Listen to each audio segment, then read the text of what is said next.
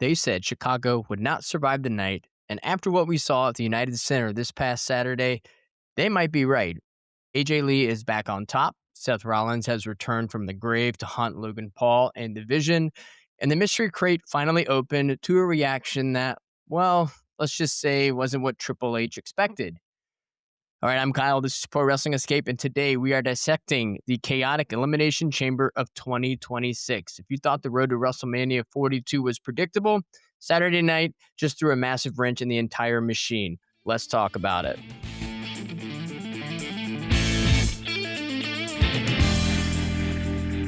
Before we get to the fallout of Elimination Chamber 2026, let's do a quick look back at a date that weirdly mirrors our current reality. The date is March 2nd, 2020, COVID era, almost COVID era, actually. 6 years ago this week, the Street Profits defeated Seth Rollins and Murphy to win the Raw Tag Team titles. And you're asking, well, why does that matter today? Because back then, Seth was, remember, the Monday Night Messiah, losing his grip on the show. Fast forward to this past Saturday in Chicago, Seth is the visionary again, returning under a mask to cost Logan Paul his spot in the sun. The more things change, the more Seth Rollins remains the ultimate architect of chaos. It's just a full circle moment for a guy who knows exactly when to burn it down. Yeah, I had to do that. All right, let's go ahead and kick off our main event. We're going to go through match by match review. First, let's kick it off with the women's chamber match. Starting it off was Tiffany Stratton, Kiana James, and Kiana actually looked awesome. I do think she's going to be a future world champ in this business. But the first big shock of the night was Asuka using her green mist on Alexa Bliss, allowing Kiana James to roll her up for the first elimination. I think the United Center went a little silent for that one. Kind of shocked that Bliss would be the first one eliminated. Now, the turning point of this entire match, I think, was when Raquel Rodriguez entered last and just completely wrecked shop. Double pinning Asuka and Kiana at the same time was just a total power move. But let's talk about the spot of the night. Rhea Ripley hitting a cannonball off the top of a pod to take out Raquel. And we all know the finish came down to Tiffany Stratton and Rhea Ripley. And I put my predictions a little too soon. I originally picked Stratton to win, and that was because Rhea Ripley and Io Sky had the tag team titles at the time when I put in my prediction. Now, anybody can do this, but now, if I'd have known that Rhea was going to lose the tag team titles, I would have for sure put the whole house on Rhea Ripley winning this Elimination Chamber match. You're probably saying, yeah, right, Kyle. Yeah, right. Such a liar. Of course, we're all going to say that. Well, believe me or not, I honestly would have. But remember, Tiffany hit that prettiest moonsault, but then Rhea pushed her into the pod and finished it with a thunderous riptide. Now, it's official. Rhea Ripley versus Jade Cargill. Pure muscle versus muscle on the women's division. Powerhouses, one title. Now, does Jade have the poise to handle a peak Rhea Ripley in Vegas now that she is back to her singles career that is at the forefront? And will Jade actually show up? I don't know. She hasn't had a match in a while. Now, I know a lot of that's creative, and they're not putting her out there for whatever reason, whether it's liability, trying to have her freshen up in the ring, or maybe she's already working with Rhea Ripley in the background. But regardless, as a fan, you have to figure out if your current champion has got to get on TV more than just a 30-second promo. Have her, battle out with some people, not necessarily a match, but, backstage distractions, things like that. I don't know. I'd be shocked. Rhea Ripley's winning that one. I'm not seeing Jade beating her at Mania. I'm just not seeing it. All right, next up from Chamber 26, we had the Women's Intercontinental title. We had Becky Lynch, who was the current champion, going against AJ Lee.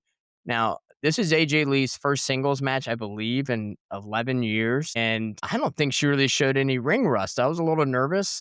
Obviously, she put in the time as expected.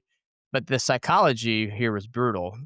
Becky obviously played up the disgruntled veteran to perfection, and even taking a referee bump to try and cheat. Now, Becky removed the turnbuckle pad, but the ref caught her. And then in the confusion, AJ smashed Becky's face into that exposed steel and locked in the Black Widow submission. And of course, Becky tapped. I think the roof absolutely blew off the United Center. I actually picked Becky Lynch to win. I was shocked to see AJ Lee that she is our new Intercontinental Champion, and I couldn't be happier for her future storyline. That makes me think she's going to stick around to at least Mania and hopefully a little after. But this, I still think, feels like it's leading to a final encounter in Vegas. I could see Becky going on a dark path after losing to the one woman she could not out wrestle. So if we have a rematch, I'll be okay with it because I do think the storyline is there. This will be the final, I think, cherry on top for this feud. But that remains to be seen. The next we had the world heavyweight title match at CM Punk versus Finn Balor, and just started off, just both entrances were electric. Finn Balor, I will always love that entrance with that music and that song. It's hard to not do his, arms all the way out once that beat drops. It's awesome. But now Punk's entrance was absolutely legendary.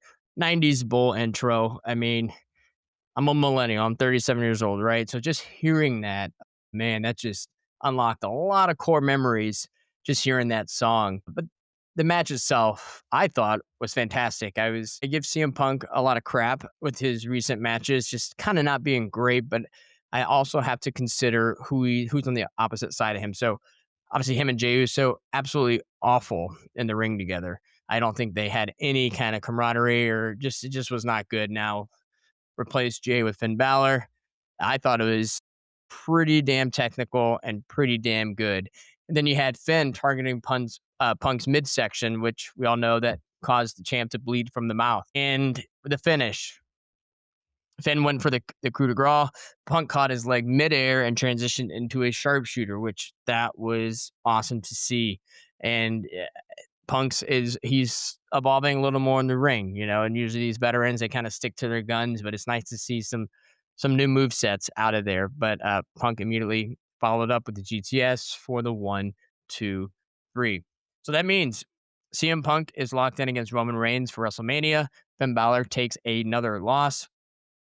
Later on that Monday night on Raw, I was really hoping to see Finn did get involved a little bit with the Dom and Penta match, and then I was kind of hoping Dom would still retain, but then there would be causing enough tension between Dirty Dom and Finn Balor to where they could potentially feud and have a IC match at WrestleMania. That was like a pipe dream. I don't think it's going to happen now with Penta winning that title, but I do still think Finn Balor and Dominic Mysterio are going to have some sort of match at WrestleMania. Now on the other side, we had Punk and Roman on Raw. We all know the promo between CM Punk and Roman Reigns a couple nights later this past week on Raw. And anytime Punk has the mic, I immediately get drawn in like a lot of you out there. It's just, he is so good on the mic. I could listen to him talk about absolute nonsense and I would still be very captivated by it, right?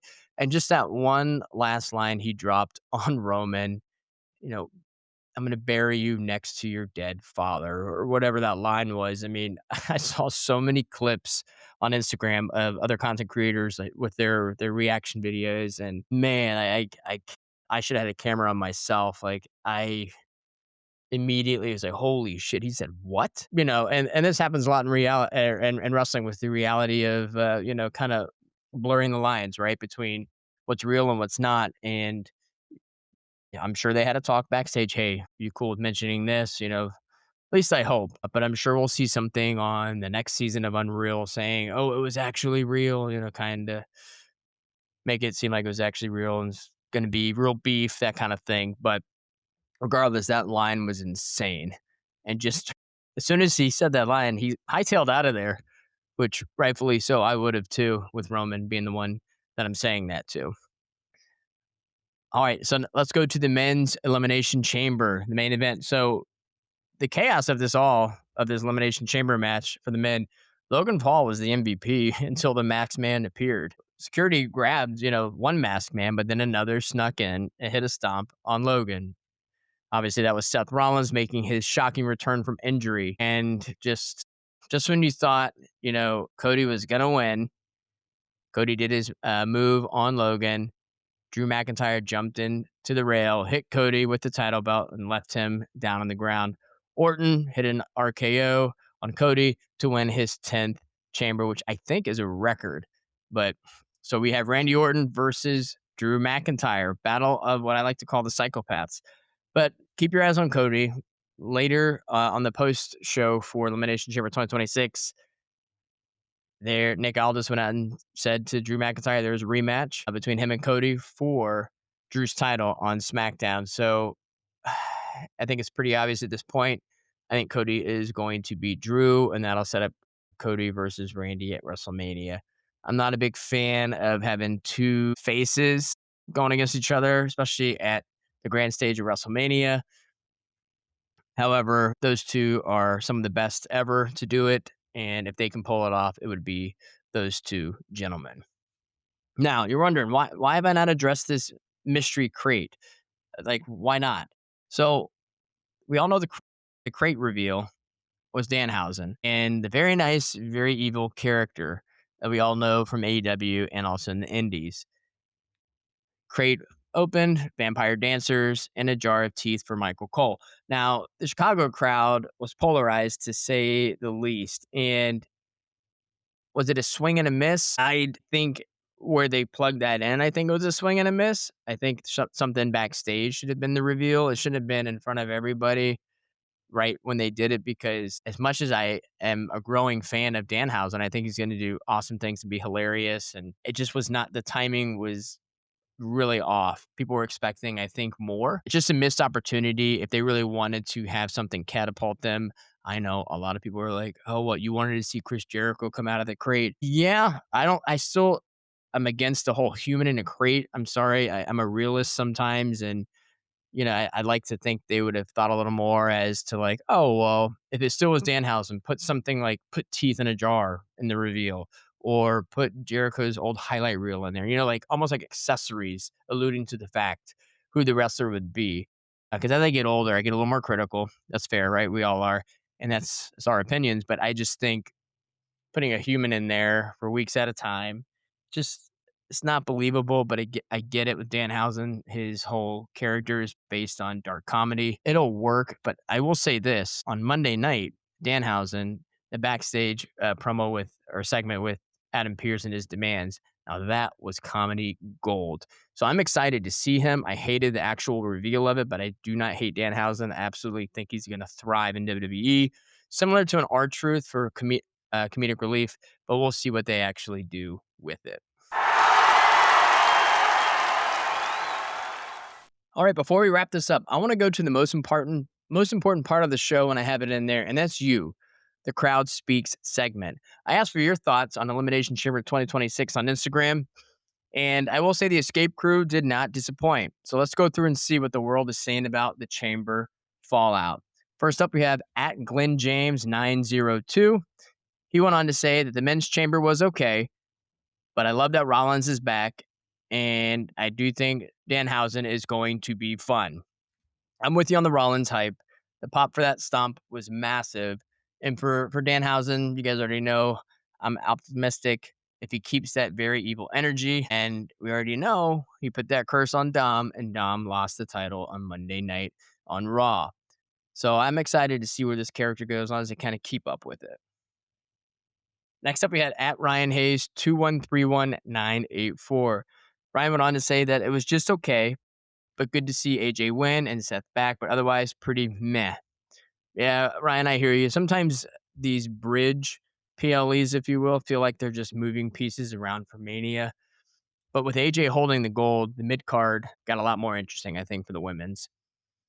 At Vinny C underscore 718. He went on to say he's very happy because Randy Orton is his favorite wrestler. Now, it's hard to argue with a legend winning. Vinny Orton in the chamber is a different breed. Whether you love or hate Orton, always have to watch out and respect the RKO. At Josh Jennings underscore fan page.